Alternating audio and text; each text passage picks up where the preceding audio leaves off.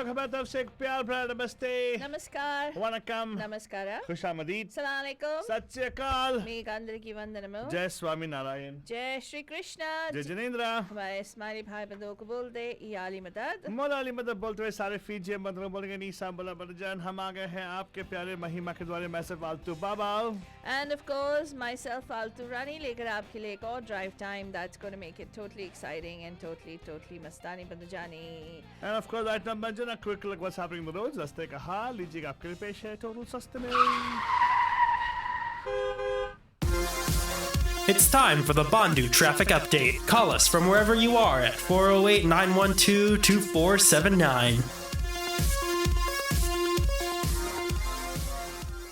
That's right, Banjan. Wherever you are, give us a call here. Let us know what's happening on the roads where you are stuck, Banjan. Lekin abhi ke liye there's only one place which actually is having a severe backup in on 880 Banjan, and this reason is because of a accident, a collision of multiple vehicles with injuries on 880 southbound north of Dixon Landing Road in Milpitas. The right and center lanes are blocked, so pretty much sluggish hi nahi. Stop and go traffic abhi ke liye. It's just a fresh incident reported right now, and the backup goes up all the way from Dixon Landing, goes further up into the Fremont exit, and also heading towards the Automall Parkway as well. So if you're heading towards south, watch out, it's going to be delayed there. Probably alternate routes are advised, and yes, there are some alternate routes. If you say 880 is blocked, oh my god, I don't know what to do. Well, luckily because we are in Fremont and the Milpitas area, there are backup roads you can take for sure, unlike what happens when you actually get stuck on 580 Banjan. And weather-wise, dekha jaye to it's a much cooler day compared to what it was a couple of days ago, Banjan. So I hope we're off the heat wave advisory. That's of course, yes, they said that we're off of heat wave thing, but there is drought in effect, Banjan. Drought conditions chal rahi hai, to save energy and save water for sure. The highest temperature we're going to have today is around 80s, pretty much in the later part of the afternoon. But abhi ke liye, Banjan, seems like as it's springtime with 70 degrees or mid 60s and 70s as of now, Banjan. That was a weather report and also about what's happening on the roads. Aage badhte hain towards what's happening with the news. Fadhani, do we have the news for our bandhus today? Yes, absolutely. So let's start with some local and actually national news because an NFL star has been arrested. Whoa. Yes. Richard Sherman, a free agent cornerback who played the past 3 seasons with the 49ers, is being held without bail in a Seattle jail on a charge of burglary, domestic violence, according to court records. Sherman was booked at 6:08 a.m. Pacific time on Wednesday morning. The charge is being investigated as a felony as per the court records. Details of the charges have not been released. Sherman, who is 33 years old, is an NFL all-decade comeback for the 2010s after playing 7 seasons with the Seattle Seahawks. So he signed with the 49ers in 2018 after the Seahawks released him. Sherman has been named to the Pro Bowl team 5 times. He's a 3-time All-Pro selection. He represents himself as his own agent, and he's also unsigned as a free agent and has indicated that he's waiting for the right team and the right opportunity to continue his career. So we will bring you updates on this minute. It's a huge breaking news across the country that he has been arrested on charges of and is being held without bail. Good Samaritan Hospital locally has been hit with something called an immediate jeopardy notice by regulators. What exactly is that, Bandhujan? Well, let's tell you. Federal regulators from the Centers for Medicare and Medicaid Services have issued a notice of immediate jeopardy to San Jose's Good Samaritan Hospital, according to NBC Bay Area's investigative unit. According to this CMS, which is the Centers for Medicare and Medicaid Services, immediate jeopardy represents a situation in which the hospital's non-compliance placed the health and safety of its patients at risk for serious injury, serious harm, and serious impairment or death. It is the most serious deficiency type a healthcare facility can possibly ever receive from a federal agency. NBC Bay Area obtained an internal email apparently from Good Samaritan CEO Tomi Raiba to a hospital staff Tuesday, calling the findings serious and saying that they related to, quote, governing body and nursing services.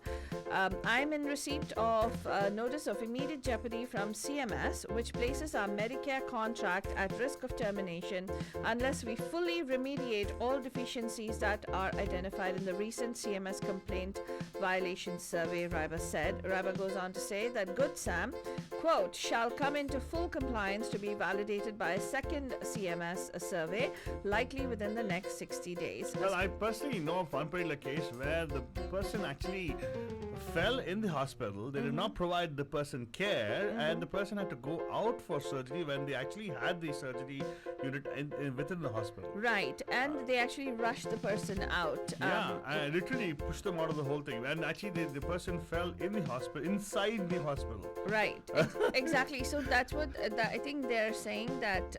One of many cases, I'm sure. Yeah. That's how it's gotten to the point. And yes, that's why, Banujan, sometimes when you actually face a problem with this kind of situation, it's good to write about it and send a message to the authorities. Yeah. Because eventually it just does get pulled up. But I don't know, is there any remediation going on for people? Well, No? they're saying they're going to start remediation measures right away, and specifically because it is in the areas of nursing services and governing body. Yeah. So, and then they're saying that the exact nature of the violations found by the inspectors is unclear, as the report hasn't yet been publicly posted. But the HCA is saying that there's been no demonstrated harm to patients at this particular point in time. Good Sam nurses, although, have been protesting what they call dangerously low staffing levels for more than a year, staging walkouts and presenting grievances to hospital management. Many of the staffing complaints from nurses come from Good Sam's Labour and Delivery Department, where public health inspectors found 4 staffing violations in 2019 alone. Wow. Yeah, so last month, state lawmakers blasted executives from Good Sam Hospital and its parent company HCA Healthcare for dangerous safety practices and staffing levels. So, more on that story, Banijan, as and when it unfolds, we will bring for you right here. In other news from across the Bay Area, teachers are in short supply now after the pandemic that local school districts are using cash incentives to entice some of these teachers to stay. And it's working, at least for some. Interesting. So you're saying that when there are no students, there are no teachers also? Well, teachers don't want to come back to school. They all want to do distance learning. Ah. And a lot of people are not wanting to stay. In fact, I was listening to a report this morning where apparently full-time minimum wage workers who work 40 hours a week, nowhere in the country are they able to afford housing. Oh my goodness, that's really bad. If they are earning minimum wage, okay, and they're which is again federal $15. Federal no. In California is 15, but federal I is think $12 somewhere. no, it's Less lesser. than that? Yeah, $7.50 or something. No, And yeah, the obviously. Republicans have been fighting it consistently. So anyway, let's tell you that that they nowhere in the country, they're able to afford living or renting or even buying a space today, as of today. So $7.25 per hour is the federal minimum wage, is what. Wow. Yeah. Yeah, I really doubt. I don't know. I just thought the California standard of living, even the minimum wage, California will not afford you a proper housing.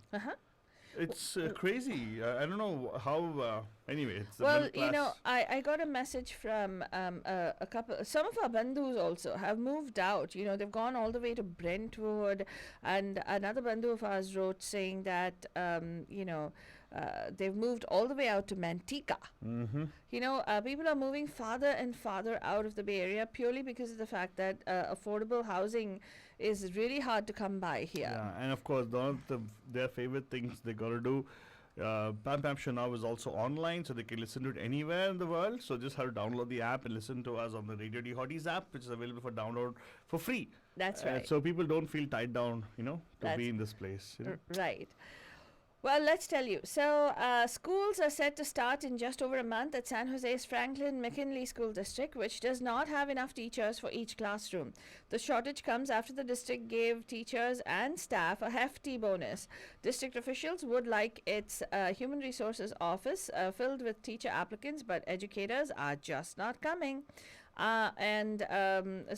Franklin McKinley School District Superintendent says, I'm not panicking at this time, but it is a concern that we have that many number of positions open in the beginning of July.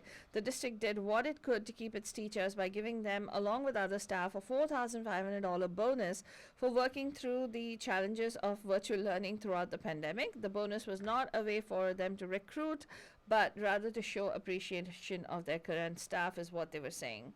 At San Jose Unified School Districts, teachers got $1,500 bonus at the end of the school year and will receive another $1,500 if they come back this fall. So far, apparently, for San Jose Unified, this strategy is working, with the district filling most of its positions. Several other school districts are also taking this on, and they're saying that having non-credentialed education is a concern to some parents who worry about the quality of education that their kids will get. Parents also feel that teachers should be paid more so that they can stay. And let's go over to across the United States, Banajan, and tell you what's going on in national news. U.S. President Joe Biden has nominated a prominent Indian American physician and a surgeon to serve in key roles in his administration. West Virginia's former health commissioner, Dr. Rahul Gupta, was nominated on Tuesday as the next director of the Office of National Drug Control Policy. Atul Gawande, a surgeon and popular author, was nominated for assistant administrator of the Bureau for Global Health at the U.S. Agency for International Development. So, big news for Indian Americans in the Biden cabinet again.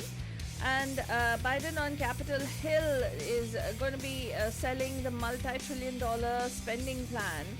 President Joe Biden heads to Capitol Hill today to make the case for his sweeping two-track infrastructure initiative, a day after leading Senate Democrats agreed on a $3.5 trillion bill as the biggest boost in decades for U.S. families. Biden is due to attend 12:45 p.m. Eastern Time lunch in the Capitol, where he is expected to urge his fellow Democrats in the Senate to back both a $1.2 trillion bipartisan infrastructure deal to rebuild America's roads and bridges, and a larger reconciliation package that also addresses climate change and the need for stronger social services. There's also, U.S. Democrats are also rolling out a draft bill to legalize, guess what, Abdul Baba? Marijuana. Yes, exactly. Whenever you look at these legalize, the rhyming words got to be marijuana. Yeah, it's almost like it's three top U.S. Democratic senators on Wednesday unveiled a discussion draft that of a bill that aims to legalize cannabis, a move that would allow adult Americans to buy and possess up to 10 ounces of marijuana without facing criminal penalties. This Cannabis Administration and Opportunity Act, floated by Senate Majority Leader Chuck Schumer, Finance Chairman Ron Wyden, and New Jersey Senator Cory Booker, would expunge federal nonviolent marijuana crimes, further medical research, and allow cannabis companies access to essential financial services. But I really sometimes wonder, Altu, how is cannabis helpful? Is there enough research that has gone behind it? Of course, the ages. Huh? The first time I landed here on the shores of US on a merchant ship, which was an Indian merchant ship. Yeah. It has been studied. Oh, so, Bhanujan, by the way, apparently, guess where this comes from? This is a trivia question. If you know the answer, post it on our Facebook page if you're watching. Where did it first originate? Where did they find this plant, right? I know. You know? I'm not going to share it. Yeah, so you're going to share it on our Facebook page, facebook.com/Radio G40s. Yeah. There's one place in the world where pigs fly. You know where it is? Burma. Bhutan. Oh, Bhutan. And supposedly the pigs are fed marijuana leaves. Yeah. No. Seriously, I'm not kidding. That's what they say, that the diet is very healthy. They are pretty much high always. Oh, God. That's why they say they fly. Like they go there, feel like that. Oh, God. So basically, what they're trying to say in a very, very interesting way is illogical way of saying that, eat Bhutan bred pigs to get high. Yeah. Whatever. Well, that is his ABCT. But let me also tell you that more than 150 companies, including Apple, Best Buy, PepsiCo, urged U.S. lawmakers to introduce and pass a voting reform act in a letter signed on Wednesday as other efforts have stalled in Congress. The companies called on lawmakers to reintroduce the John Lewis Voting Rights Advancement Act, an amendment to the Voting Rights Act of 1965 after late U.S. Representative John Lewis who died nearly a year ago. The act would help prevent voting discrimination and set up improved system for states to report changes in voting law. And also in a commission is a U.S. government commission on Wednesday is proposing a $117 billion plan to remake the Northeast Corridor, the Boston to Washington train route that is the nation's busiest by 2035, potentially cutting travel times and boosting capacity.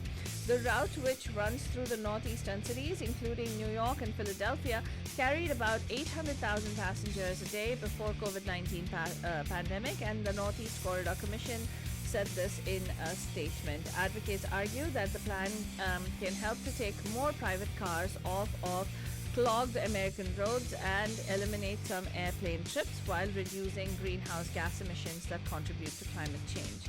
I'm wondering why they never talk about this corridor, man, on the west.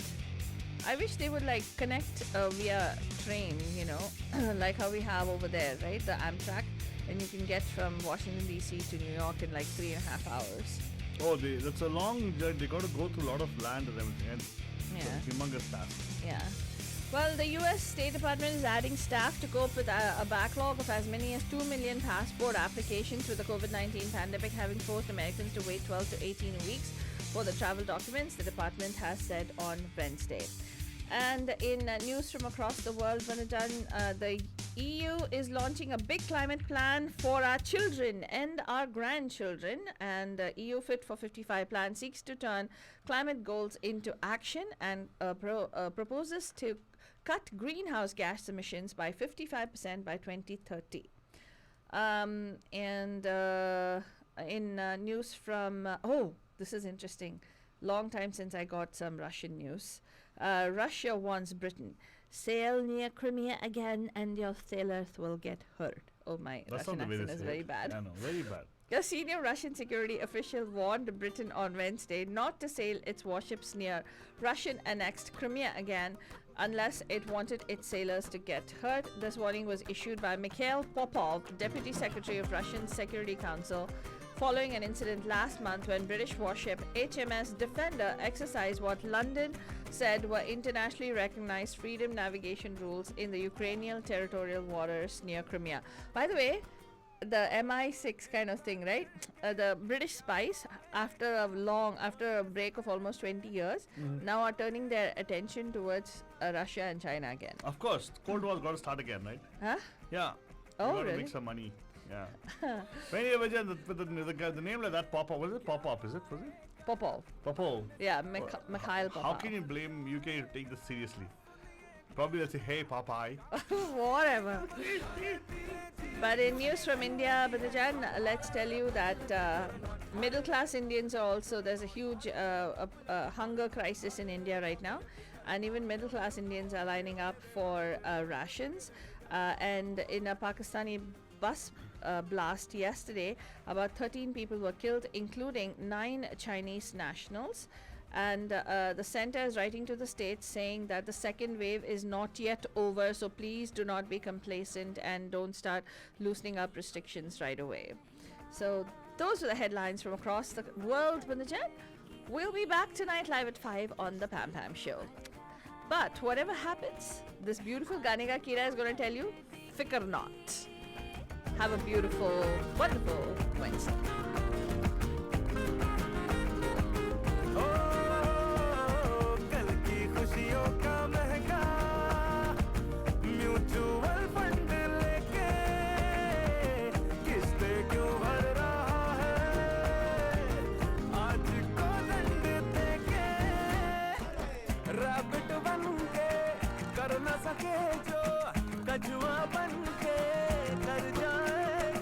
Hi guys, this is Shraddha and you're listening to Radio D Hottie, where the entertainment gets hotter.